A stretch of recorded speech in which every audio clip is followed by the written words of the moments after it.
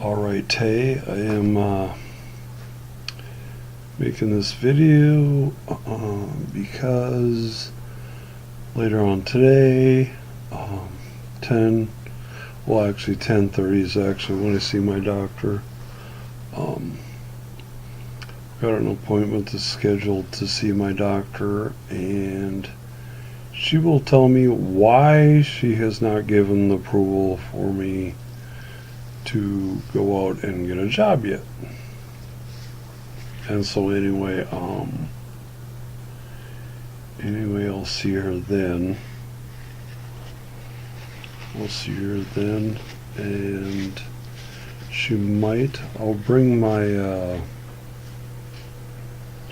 blood sugar meter as well too. And anyway,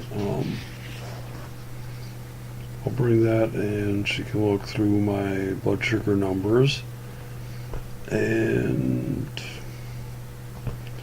she can decide if I should be able to get a job, and possibly I'll ask her about being able to take the driving test again or not. Hopefully,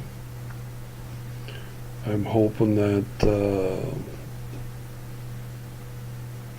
6 months ago, the last time I saw her, I had my blood sugar checked, and I showed her my numbers on my meter, and they were really very high, and I was she said I was averaging about 200. And she said that my blood sugar could go up to 400 and I could pass out if I was driving. And she said that she could not take the chance of me doing that.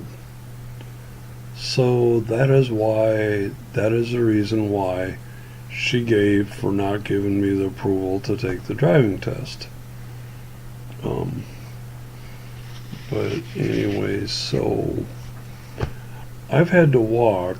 Since then, I've had to walk everywhere and get on the bus and to go where I need to go or get a ride. And the only time I've ridden to the store, to Cashwise or other places, is a handful of times, and that's it. Okay. To do that, one of the guys upstairs has given me a ride several times to the church he goes to. But other than that, we haven't gone anywhere other than that. He hasn't given me a ride anywhere other than that. There's been a few other times people have given me a ride to Cashwise or back from Cashwise, but that's been it. A handful of times, maybe 5 times, maybe 5 or 6 times. That's been it. So I've walked every other time other than that. Walked or taken the bus after I get to where the bus stop is, and the bus stop is at least a half a mile away, the nearest one.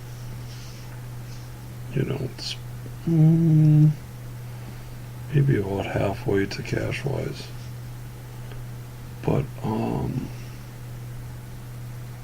but Cashwise is a mile. It's at least a mile.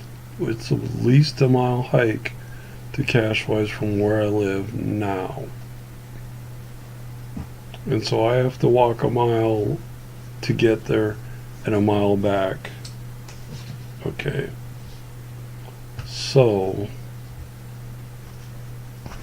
I mean, it would have been so much easier to be able to drive there and drive back, you know, because I never would have had a blood sugar that would have gotten anywhere close to 400.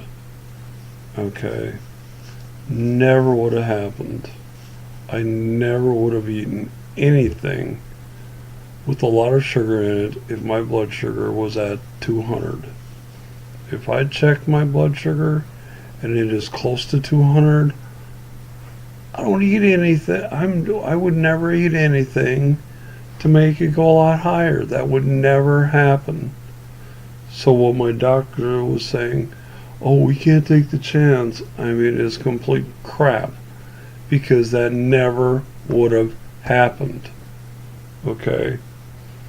But she said that anyway. Well, I don't know. Maybe she wanted to light a fire under me to care about my blood sugar. It worked. It worked. Because you do not realize how much you miss something until you lose it. You do not miss not driving until you can't. Okay? Then you realize how much you miss when you miss having the convenience of just getting in your vehicle and driving to where you want to go. Okay.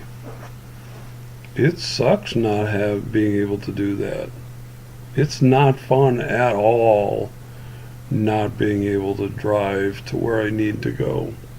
Having to walk or walk to where I'm going, or walk to a bus stop and get on the bus. You don't realize how much you take for driving for granted until that right is taken away from you. Privilege, I should say privilege. Until that is taken away from you, you have no idea how much you will miss that. Okay? And you will do almost anything to get that back. I care every day what my blood sugar is. Okay? Tonight my blood sugar, when I checked it at a little after 5, it was 190. Okay? Did I eat anything after that until I checked it again later on? No.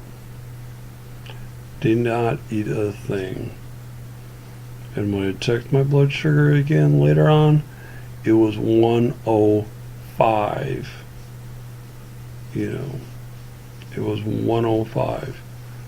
So either I checked the wrong hand, because I think it was my left hand I checked, and then I checked my right hand. I think it was my left thumb and then my right thumb when I checked it. Okay. So anyway, yeah, you have no idea how much you take for granted until you lose the ability to be able to do something. I mean, I've still got my walker nicely folded up, and I don't want to use it for I don't want to use it for 30 years. I'll still have it, but I don't want to use that for 30 years. I want to do whatever it takes to keep from getting another stroke and keep from having it wipe me out, so I need to use it again. Okay? Me having, me being able, I don't want to use it for 30 years. I'm going to do whatever it takes so I don't have to use it for another 30 years. But anyway, Vikings tomorrow is the NFL draft starts. I can't wait. Go Vikes. Skull Vikings.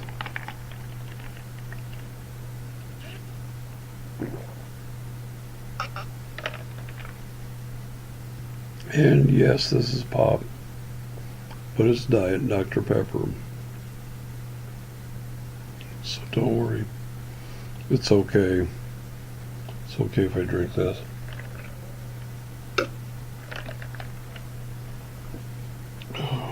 But anyway, yeah. Yeah. I don't know, maybe my doctor will tell me that when I show her my blood sugar numbers, maybe she'll be happy with that, and maybe she won't. I don't know. I want to get my life back to normal. Back to the way it was before my stroke. You know, I understand for a lot of people that have a stroke, their life will never even come close to getting back to normal. I know for a lot of people, just being able to walk again is a huge accomplishment. You know, I mean, and they're happy with that. You know, but, you know, I've been walking for well over a year and a half, you know, on my own, no help, no walker, none of that, you know. I mean, I am so thankful to God for my stroke recovery. Oh my gosh. I could be dead right now. I could be walking on the streets of gold in heaven right this moment, because I did not know I had a stroke until over a week after I had the stroke. Think about that. A week after you have a stroke is when I finally realized that I'd had one, and that, you know, my doctors and, you know, were going to treat me for a stroke and having one. And even then, you know, the neurologist, they didn't do anything to treat my stroke. You know, you have two blood vessels going up the back of your neck. One of them was completely blocked. Okay, one of mine was completely blocked, and that's why I had this stroke. You know, but yet it wasn't bad enough so they had to do something. You know, they just like, well, okay, they just let the blood clot dissolve itself, or, you know, whatever, and, you know, I'd be okay. You know, but, yeah, it's like if I hadn't worked as hard, you know, I mean, it's only by the grace of God that I can do what that I don't need anybody to take care of me. I don't have anybody taking care of me. You know, if you had a stroke and you do, you know, I feel sorry for you. You have my sympathy. You know, I just pray that you'll be able to recover from your stroke enough to where you're happy with your recovery. You know, that you get to the point where you can enjoy your life again. I mean, it's not going to be easy. No stroke is ever easy. No recovery is ever easy.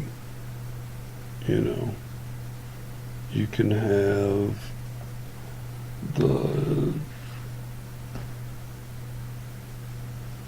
easiest stroke in the world, but yet it's still a stroke. It's still gonna damage you. It's still gonna take away things, take away abilities that you had in your life that you had at one time. And you have to work hard. You have to work very hard to get them back. You know, in physical therapy, if I hadn't worked hard, I wouldn't be able to walk right now. You know, it's only by the grace of God and hard work that is, you know, that's it. The grace of God and hard work. The only thing that has given me the ability to do the things I can do now. You know, I've got a lady who does my meds and get a ride to church, and that's about it. Everything else I do myself. You know, so I'm a lot better off than a lot of people who have strokes. A lot better off. There are a lot of people who, man, it's like a stroke has totally wiped out their lives. And if that's the boat you're in, I feel sorry for you. I feel sorry for that your stroke has done that much damage. You know, I hope and pray that you can recover enough to get to the level that you want to be at, so you can enjoy your life again. But yeah, it's not easy. No stroke is ever easy, you know, but people need to understand, you know. I mean, why should I have to fight my doctor and my family to be able to do the things I know I can do? Okay. My family and you know, a lot of people in my life would have me in a nursing home if they had their choice. I would be in a nursing home, and I don't need that. I don't need to do that. I don't need that. I don't need someone babysitting me. I've said that a million times, and I'll say it a million more times until people start to understand and start to realize that and start to quit trying to pigeonhole me and to get me to do the things that they to only do the things that they think I'm capable of. They don't think I'm capable of taking care of myself, so they think I should be taken care of. They think I should be babysat. Well, you're wrong, okay? I obviously can take care of myself if I don't have anybody else doing anything for me. When I have almost nobody doing anything for me, you know, if I had to, I could do everything myself, you know. It just sucks. It just sucks not to have people understand that I don't need people do everything for myself. Okay? If I had to, I could drive. I would be fine if I could drive. You know? But my doctor doesn't understand that. Well, okay, fine. I've jumped through the hoop of not having my license and doing something about my blood sugar. Okay, fine. I will do everything I can to keep it down. You know? And later on today, she'll see that my numbers have been almost every day, most days, I can't say every day, most days have been down to where they're down to the below 150. You know, most days my blood sugar is that low. You know, and the days that it's not, well, I don't eat anything until it's down there. You know, I mean, if I eat something that caused it to be way up, well, hey, I'm sorry, but I didn't realize it would do that.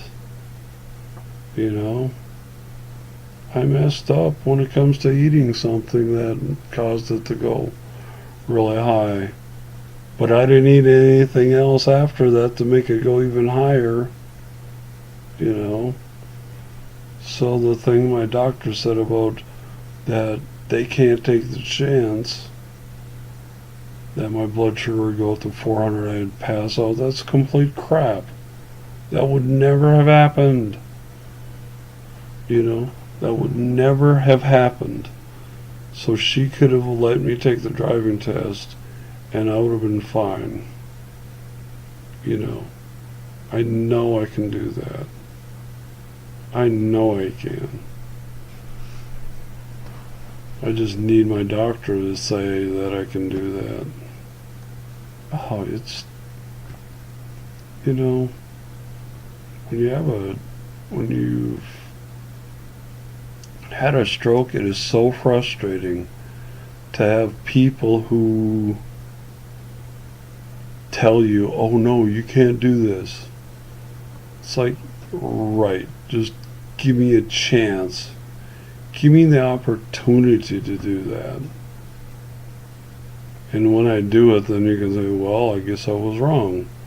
It's like, okay, you know, if my doctor gives me the approval to be able to take the driving test, I'll take the driving test and said, well, okay, this could have happened a long time ago. You know, but that's what's frustrating about having a stroke. You have so many people that don't want to give you the opportunity to do what you know you can do. They don't want to take the chance. They don't want to give you the chance. They want to cover their own butts and not, you know, if something ever happened, if I ever, even if it wasn't my fault, they would think, oh, he passed out. You know, well, it's like, no, it wasn't my fault. Something happened. I don't know why. But, yeah, so anyway. We'll see. Maybe I'll make another video and explain what's going on. So anyway.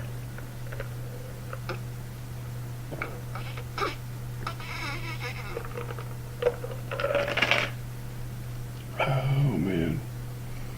I cannot wait for the draft. Anyway, Skull Vikes.